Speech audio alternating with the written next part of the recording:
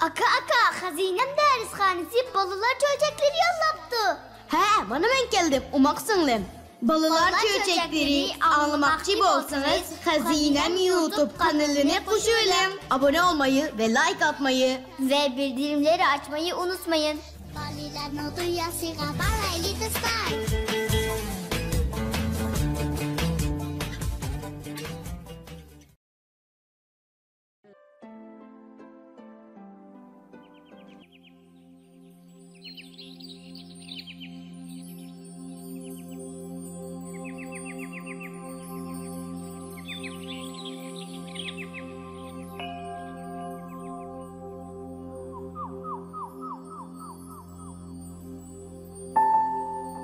Chehri nurluq, tili tatliq, omaq chechan do'stlar yaxshimisizlar? Cho'chak anglash vaqtimiz yetib keldi. Cho'chaklar dasturxonidagi har xil qiziqarli, ibratli cho'chaklar sizlarning anglishingizni kutmoqda. Bugun sizlarga Elim buvayning parasti nomli cho'chakni olib keldim. Kichik do'stlar, diqqatinglar cho'chakda bo'lsin.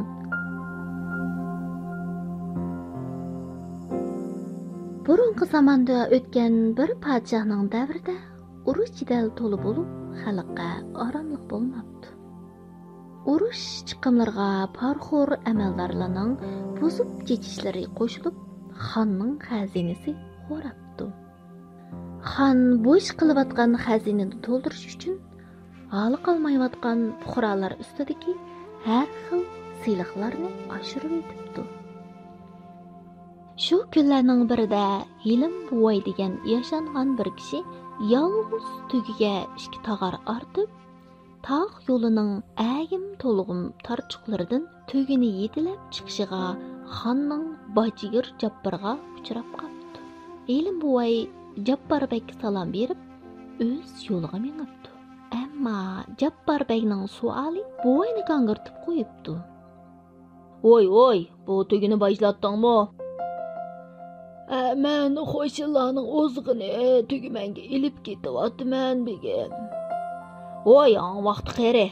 Tugiman bilan korim nima mening? Bu tugini bajlatgan xeting bormi deb so'rayapman. Xo'sh begim, bu ishni bilmadim-ku. Mensa so'zlarini anqira olmadim. Hey, sen bu tugini qachondan boshlab menayapsan? Qachondan boshlab bajlatmay kelding deyapman. Begim, meni afu qilsizlar. Men qari odam o'qimagan o'xshayman. Sening yeshing bilan mening nima korim? Zodi bu tugi kimning? Xo'sh begim, so'zlarga endi pam qildim. Tuga o'zimning. Xo'sh, bu tuga qachondan tartibsening? Xo'sh begim, mening dunyolikda mushu tugam, bir eshigim, 3 balam, ayolim bor. Men yolg'iz tugini 40 yildan buyon o'zimga hamroh qilib tog' davollardan yetilab Xo'lim qo'shnilarning yuk taqinlarini yo'tkab, o'tin potinlarni to'shib berib, kun elib kelyapman. Xo'sh, sen 40 yildan buyon xalqi bir aqetim tug uchun bosh to'ladingmi? Yo'qsa begim, yo'qsa, shu ishimgacha orzu qilibmi podshohimizni bir aqetim ko'ra olmadim. Buvayga til uqtirolmagan bajgirning to'limi o'g'iz qaynab, darhol 40 yillik bajni hisoblashga kirishibdi. Natija shu bo'ptiki, Hilim buvay tugini, ishkini va qolmish narsa keraklarini satsimi, shu bir tugining 40 yillik bejini to'layolmaydi ekan. Jabbar shu kunila bechara Hilim buvayni tugisi bilan qo'shib qamoqqa ilib qo'yib, 40 yildan buyon xalqning bijiga xiyonat qilgan bu cho'ng baj o'g'risini qo'lga tushirdim. degan bahonasi bilan xonga ma'lum qildi. Bu shikoyatni olgan podshoh Hilim buvayni o'lim jazosiga hukm qildi. Hilim buvay xonning bu hukmini e'lon qilgan vazirga podshohning o'zini o'limga hukm qilganligiga rozi ekanligini bildirib bo'lib, agar podshohim ruxsat qilgan bo'lsa, o'zim 40 yil yetilgan Mono tilsiz bechara tögemdin razılık ilip vidalaşkan bolsam. depdi. Bu talabni algan Şah ma'qul ko'ribdi. Bu arada 40 gün ötüptü. Yelim buvay bilen tang qamalgan töge qarangı uyda ussuzluq, açlıq azabida halidan ketibdi. Tögening shu halini ko'rgan Yelim buvay tögini quchoqlab yig'lab, apu so'rab mundaq depdi. Dilsiz mahlukum mendin razı bolgan. Muğdişim edin, sirdişim edin. Seni 40 yıl yetilep egiz dağlardan, tik davallardan öttüm. Bu çağlarda sen taylak edin, men bolsam bir nadan balı edim. Seni aç mı koydum, tok mu koydum? Uzak ussuz mu koydum? Ağır yüklerini arttım, seni gündürgece gah urup gah hakaretledim. Sana hem de qaryalmaydigan boldum, mendin razı bol. Buvay yig'lab turib, tögisini quchoqlab, tögining beqillarga qo'lini noqibdi. Beqillarning og'riqiga chiday olmagan töge beshini egib vaqirabdi. Tögining bu halini ko'rib, nalisini anglab turgan Şah amaldorlari hayron bo'lib, Yelim buvaydan so'rabdi. Oy, bu nima gap? Tögi nima deydi? 40 gündün buyan ussap ketdim, ussuzluq işmedim deydi. Depdi Yelim buvay. Qarab turgan beylar buvayni darhol tögiga suv berishga buyuribdi. 2 chelak suvni ichib olgan bechara töge huzurlanib, beshini uyan-buyan to'lg'ab, depdi. Buni olgan beylar, Oy, endi bu tögi nima deydi? deb so'rabdi.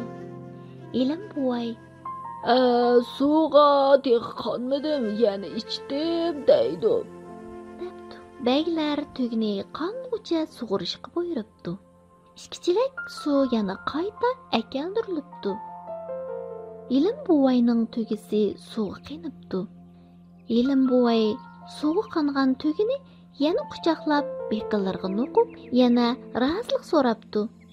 Töge beqillarga sanjilgan begizning asabidan qaqshab, ko'zlaridan munchaq yosh to'kishga boshlabdi. Suv ichgandan keyin tögining ko'zlaridan suv tomchi to'kilayotganligini ko'rgan beylar hayron qolganligidan so'rashibdi. Oy, bu tögemdi nima deydi? Biz azaldan su iç bulup gözlerden yaş aqqan tögünü körüp bakmagan. deb so'rabdi. Yelim buvay, Seni öldürmesin padişahı de, padişah adil rahim kılsın. Seni öldürse uyanda kalgan ayalın üç balan, endin qeri işken nimeydi, ularını kim bakıdı? Senin üçün padişah meni öldürsün devadıdı. deb tushuntiribdi. Qahrga ushgan bajigir g'azbini bosolmay, o'qdek etilib kelib, tögiga qo'l shiltib, Yalgan bu mudhem nainsaf padişah alilerga hakaret keltirwatıdı. deb vaqirabdi. Bajigirning qo'l pulanchilaridan o'rkigan töge tehi hozir ishgan suvni qattiq purkib, bajigirning yuz-ko'z kiyim-kechaklarini rasvo qilib etibdi. Shu fursatda Yelim buvay tögiga yepishib olib, yolvurib turib, tögining beqilariga begiz sanchibdi. Töge beshini chayqab, zarlanishga boshlabdi. Shu chaqcha taqat qilib turgan o'rda beklari Yelim buvaydan tögining yana nima deyotganligini so'rabdi. Yelim buvay, Nima deydi?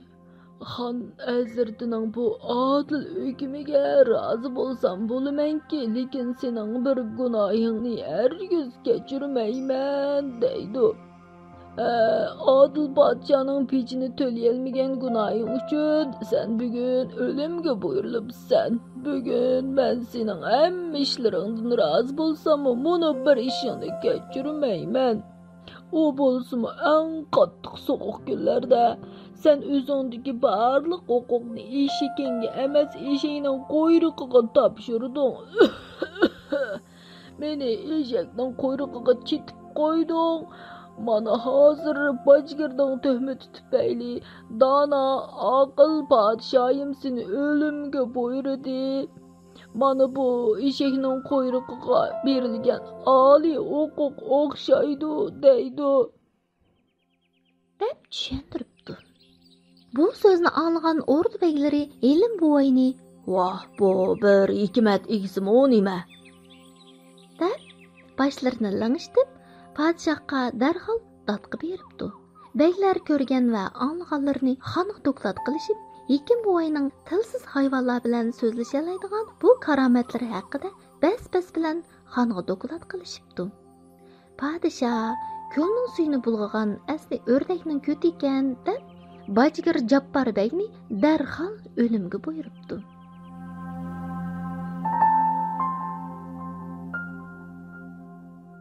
Kishiga bersa kim nahaq azobi, topar u qilqidan bakrak jazoyi. Birov nahaq birovga qahr qilarmi? Bu qahrni oxiri o'zi tortar. Har kimi dil azoridir, hayoti ahzoridir. Omaq kichik do'stlar, bu ibratli cho'chaklar bizga nurg'un hikmatlarni so'zlab berdi shundaqku. Buni apanglar, dadanglar bilan birlikda anglanglar. Hem çöçeklardaki hikmetlerini ular bilan birlikte ortaklashinglar. Bu sizlarning keyingi hayotinglarga nurg'un yo'llaringlarni ro'shanlashtirib beradigan esil durdanalik hikoyalardir.